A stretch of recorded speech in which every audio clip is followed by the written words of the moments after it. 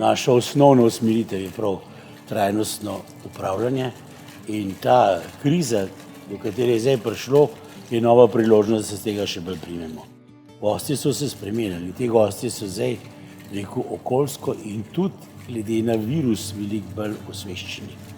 In če mi dobimo te goste, ki spoštujejo vse tisto, kar se na svetu dogaja in čemu se moramo hočeš nočeš prilagajati, se pravi te covidski krizi, in spoštujejo naravne danosti in našo dediščino, potem smo na pravi poti. No, in to, kar smo doživljali zadnja leta, sigurno ni bilo tisto, kar smo si želeli, bo na to smo imeli zelo malo vpliva.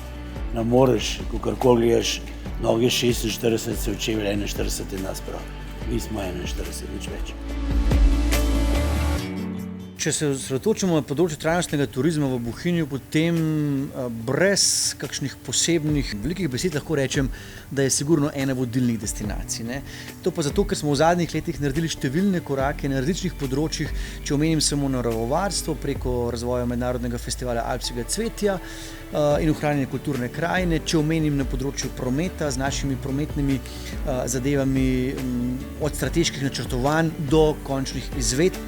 Če se osredotočim na vključevanje lokalne skupnosti v vsakodnevno turistično ponudbo in če se osredotočim na to, da imamo jasno vizijo in jasne cilje, ki jih zasledujemo.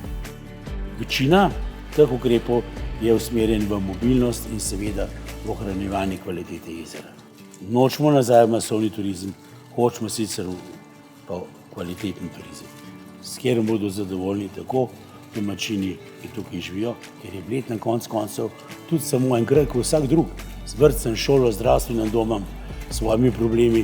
To ni samo turistični kraj, mi nismo samo ena kolateralna škoda, kot nas vidijo ti, ki bi še več potegnili, ki slučajno tukaj živimo. Bled mora ostati zdrav kraj z rastjo prebivalstva, kjer se bodo ljudje dobro počutili in kjer se bodo, kamor bodo hodili tisti turisti, ki si kaj takega želijo tudi pri sebi domače življenje. Največji izzivi na področju trajnostnega turizma v tem trenutku so najti primerno ravnotežje med potrebami lokalne skupnosti, lokalnega življa, to se pravi tistih, ki tukaj živimo, in potrebami, ki jih narekuje sam turistični razvoj.